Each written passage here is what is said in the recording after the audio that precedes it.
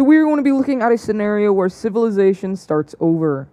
In the last episode, we saw a new alliance emerge inside of the Octagonal Alliance. This alliance is meant for safety.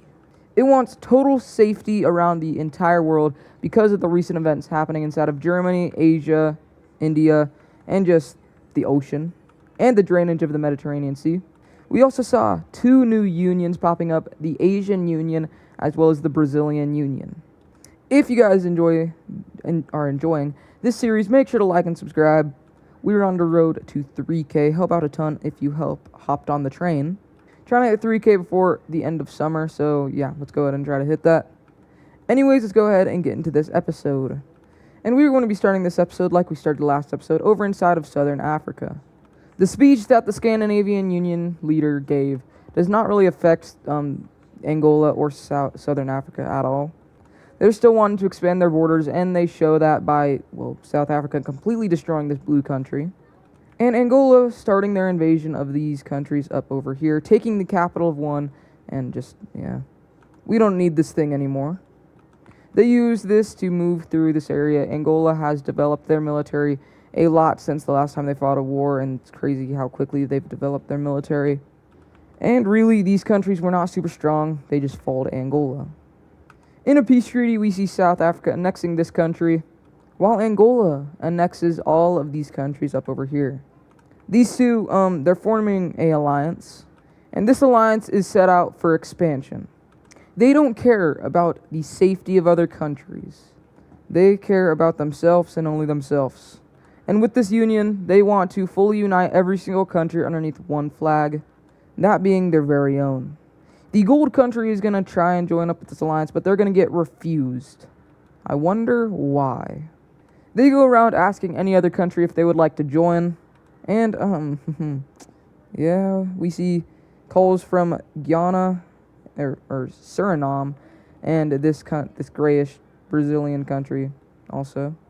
But this is all this alliance attention this is going to get for now. Instead, we need to see more members joining up with the Octagonal Alliance. Wales joins up with the Octagonal Alliance. Poland joins up with the Octagonal Alliance.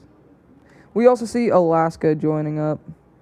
And finally, we see Argentina. New batch of members to this alliance, and we could be seeing more in this video.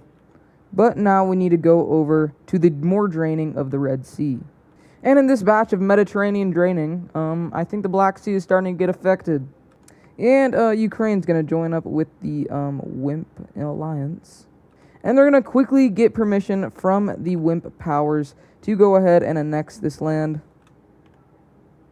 And Ukraine is going to encourage its neighbors to join up with this alliance because the Black Sea is being drained. WIMP is going to start an emergency rescue to try and save the Black Sea. Egypt is going to go ahead and take this land because they don't want their capital to just that's not super safe for a country. Oman's puppet state is going to gain some land. And these areas that were dug by Egypt have been abandoned and refilled. All the areas up here, though, besides this area over here, none of this is going to get claimed because it's all being protected by Turkey. And WIMP is going to realize they need to do something really quickly. And they're going to have to actually do something about this soon. Because if they don't, all of the Mediterranean Sea is going to get drained.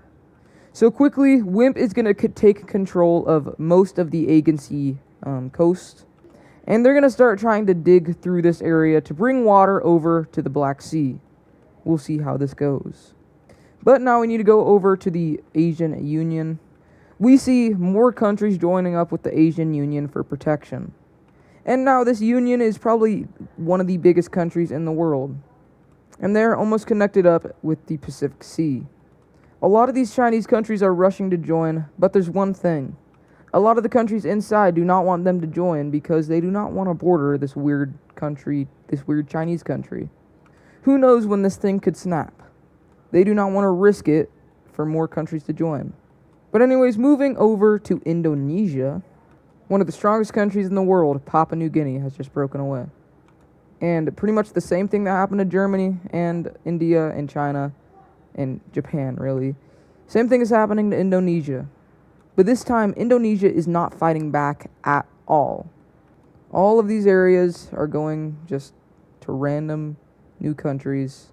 The main island is also just going to start falling apart. The capital is taken by just a random country. And it's just chaos. Taiwan is going to go ahead and snag the Philippines before it gets rowdy, as well as this area over here. We see a Vietnamese rebellion. We also see this area joining up with the Asian Union. Kind of weird how it's not even connected. But the Asian Union is definitely the most populated country in the world. Just saying that right now. Indonesia is now fully divided up and without even a fight. This is the kind of fear that the unions, that's why unions are happening. In fact, once enemies, the pink team and the blue team, are now thinking of unionizing because of the recent threats going on up over here. That doesn't mean they will. It means they'd have thoughts about it. Even Japan is thinking of unionizing once again. I mean, the red team and the Korean team just unionized. I mean, if you want to call it unionizing, more the red team just joined up with the green team. But we're seeing a drastic decrease in smaller countries around the world, and we're seeing an increase inside of bigger countries. Turkmenistan, a country that's independent, is going to go back underneath the control of the Persian Union because they used to be underneath the ruler of the Persian Union, and they feel safe underneath the Persian Union right now. People are putting differences aside to be safe. Hence the name of this age, the Age of Unity. Caucasia, they're going to unionize. They're going to unionize underneath the purple team. This blue team is going to join up with the gold team. Hence the name, Age of Unity. And now we need to go over to Hawaii. Do you guys remember this color? Because this color was pretty important quite a little bit ago. If you cannot tell, this is the North American Union.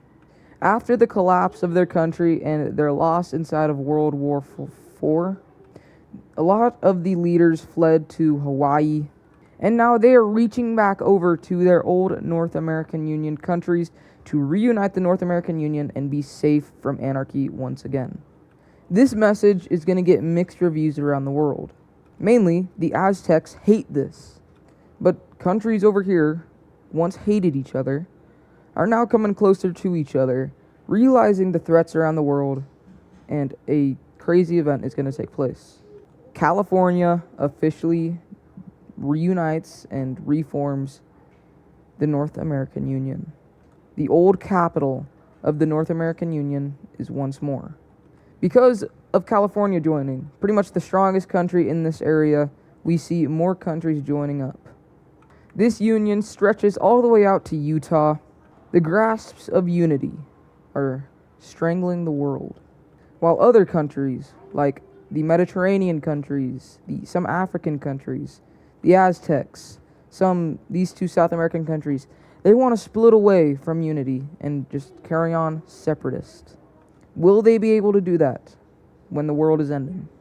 And that is where this episode is going to end. If you guys enjoyed it, make sure to like and subscribe, and I will see you guys in the next video. Goodbye.